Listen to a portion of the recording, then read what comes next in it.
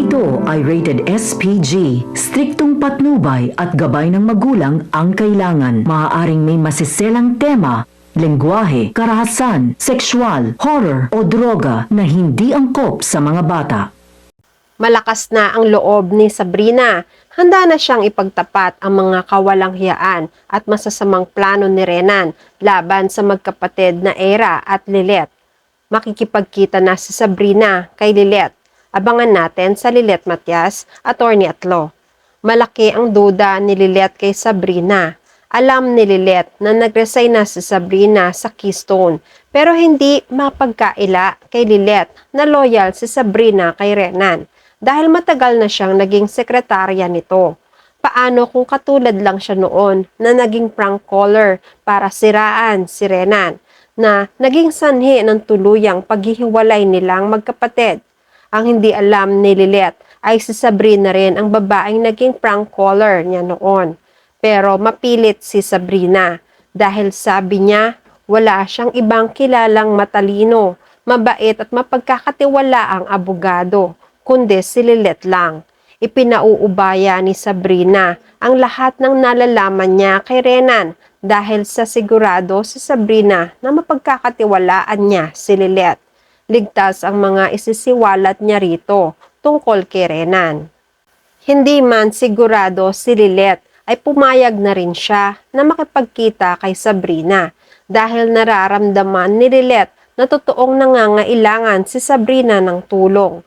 Nagsabi si Sabrina ng lugar kung saan sila magkikita sa susunod na araw. Sa sobrang pag-aalala ni Lilet, binuksan niya ang usapang ito sa tinang niya. Kakaiba ang boses ni Sabrina noong panahon na tumawag ito. Mukhang may takot at nagmamadali. Nasabi pa ni Lilet kay Tinang, hindi talaga niya lubos maisip kung ano ang balak ni Sabrina, kung bakit bigla na lang siya nagre-reach out kay Lilet. Samantalang noon naman, hindi man lang sila nagkakausap. Ni kahit anong topic wala silang naging pag-uusap o hindi man lang sila nagkakamustahan o nagkakabatian. Dahil noon pa man ay ramdam na ni Lilet na malayo na si Sabrina sa kanya. Malayo ang loob nito dahil sa tuwing dumadalaw siya sa opisina ng Keystone ay umaalis na lang ito bigla. At kung magkakasalubong man sila ay hindi naman siya binabati man lang na parang walang nakikita. Nagtataka at nagiging palaisipan kay Lilet ang mga gustong sabihin ni Sabrina. Sumagot naman si Tinang, alam mo anak, naniniwala ako sa kakayahan mo. Sa dami ng guilty defendants na na-cross-examine mo, sigurado ako anak, may talent ka na para malaman kung ang tao ay nagsisinungaling ba o nagsasabi ng totoo. Kaya yang si Sabrina, mahuhuli mo rin kung ano talaga ang dahilan niya kung bakit sa lahat ng abogado ay ikaw talaga ang napili niya. Napaisip na lang si Lilet. Sa kabilang banda, sobrang nagdududa si Trixie tungkol sa kwintas na nakita niya. Ito ang kwintas na nakuha ng holdupper sa kanya. Pero bakit nasa gamit ng mami niya? Kailangan niya ng paliwanag. Ayaw ni Trixie na magdududa ng masama sa mami niya dahil baka hindi niya ito matanggap. Ayaw isipin ni Trixie na kasabot ang mami niya ng mga holdupper. Kaya mas pinili ni Trixie na hintayin ang mami niya para magpaliwanag. Hanggang sa nakauwi na nga si Patricia, sinalubong agad ni Trixie si Patricia. Sinabi niya na kanina pa siya naghihintay. Bakit ang tagal naman niyang umuwi? Nagtataka si Patricia. Bakit naman siya hihintayin ni Trixie? Anong kailangan ng anak niya sa kanya? Agad nilabas ni Trixie ang kwintas at itinapat ito sa mukha ni Patricia. Sinabi ni Trixie na di ba ito ang kwintas na nakuha ng holdupper sa kanya? Paanong nangyari na nasa pag-aari ito ng mami niya? At bakit nakatago pa ito? Pinilit ni Trixie na sagutin siya ng mami niya. Nanlaki ang mga mata ni Patricia dahil sa pagkakabigla. Hindi niya inaasahan na makikita ito ni Trixie, samantalang nakatago naman ito. Naghahanap lang ng tiyempo si Patricia kung paano niya ide-dispose ito dahil kahit paano nanghihinayang pa rin siya. Matagal nang napaghandaan ni Patricia ng posibleng isasagot niya sakaling makita ng kahit sino ang kwintas sa mga gamit niya. Nagdahilan si Patricia. Magaling siya sa pagsisinungaling at pagmamanipula ng isip ng mga kasamahan niya sa bahay. Sinabi ni Patricia na sorpresa niya ito kay Trixie. Matagal na in-order ni Patricia ang katulad ng kwintas na nawala kay Trixie.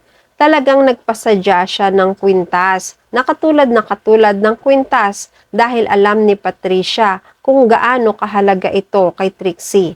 Dahil bigay pa ito ng daddy niya sa kanya. Nililihim lang ni Patricia ang ginawa niyang ito dahil gusto niyang makita ang reaksyon ni Trixie.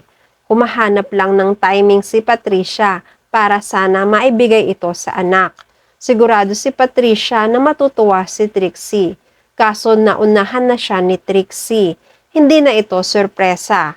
Nabigla rin si Trixie. Hindi niya inaasahan na gagawa ng effort ang mami niya para pasiyahin siya. Nakaramdam si Trixie ng pagkatuwa dahil sa ginawa ng mami niya. Nagkaroon pa pala talaga ng oras ang mami niya para umorder ng alahas kapalit ng nawala sa kanya. Nabola na naman ni Patricia si Trixie. Natuwa rin naman si Patricia dahil nauto niya ang anak niya. Madali niyang napapaniwala si Trixie sa mga acting niya. Sa kabilang banda, umuwi na rin agad si Renan sa bahay nila.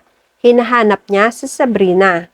Nagtataka siya dahil walang Sabrina ang sumasalubong sa kanya. Isang kasambahay ang sumalubong at nagsabi na umalis na si Sabrina.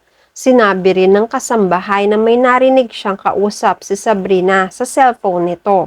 Nakakunot ang noo ni Renan at tinanong kung sino ang narinig ng kasambahay na kausap ni Sabrina sa cellphone. Sumagot ang kasambahay. Sinabi niya na ang narinig niyang pangalan ay si Attorney Matias. Ang pagkakaintindi ng kasambahay ay gustong makipagkita ni Sabrina sa isang lugar na sinabi nito. Inusisan ni Renan ang kasambahay kung narinig din ba nito ang lugar na tagpuan ng dalawa. Sumagot ang kasambahay at sinabi rin niya kung saan magkikita sina Sabrina at Lilet. Galit na galit si Renan. Nag-isip agad siya ng plano kung paano niya mapipigilan si Sabrina na makipagkita kay Lilet. Malakas ang hinala ni Renan na ilalaglag na siya ni Sabrina. Mabubuko na siya sa mga plano niya. Kailangan niyang maunahan si Lilet kay Sabrina. Hindi sila pwedeng magkita. Tinawagan agad ni Renan si Patricia para hingin ulit ang tulong ng mga tauhan nito. No choice naman si Renan dahil si Patricia lang ang may contact sa mga masasamang tao para gumawa ng mga masasamang plano nila. Inutusan ni Renan si Patricia na magmadali dahil kung hindi, mauunahan sila ni Lilet. Siguradong damay rin si Patricia sa oras na kumanta na si Sabrina. Dahil alam ni Sabrina na magkasabwat silang dalawa ni Patricia para dispatchahin si Lilet. Nataranta naman si Patricia at agad na inutusan ang mga tauhan niya. Sa tagpuan, kanina pa naghihintay si Sabrina kay Lilet. Panay ang lingon niya sa kaliwat kanan dahil baka may makakita sa kanya. Maya-maya ay dumating na rin si Lilet. Sinamahan si Lilet ni Kurt dahil hindi pa rin kampante si Kurt sa kaligtasan ni Lilet kaya kahit saan ito magpunta ay sinasamahan niya. Hanggang sa nakita na sila ni Sabrina sa malayo pa lang. Malakas na tinawag ni Sabrina ang pangalan ni Lilet. Kinawayan niya rin para makita siya agad. Narinig at nakita ni na Kurt at Lilet si Sabrina. Patungo na sila sa lugar ni Sabrina pero ang hindi nila nakikita habang naglalakad sila sa direksyon ni Sabrina ay may mga lalaking tumabi kay Sabrina at kinuha siya. Takot na takot si Sabrina. Tinakpan ang bibig niya at nawalan ng malay. Hanggang sa paglapit ni Lilet at Kurt sa pwesto ni Sabrina ay wala na si Sabrina. Hindi na nila makita si Sabrina. Para siyang bulang bigla na lang naglaho. Nagtataka si Lilet. Saan naman pupunta si Sabrina? At yan ang mga pakakaabangan natin sa Lilet Matias, Attorney at Law. Please like this video and please subscribe to my channel. At magkita-kita po muli tayo sa mga susunod pang episodes.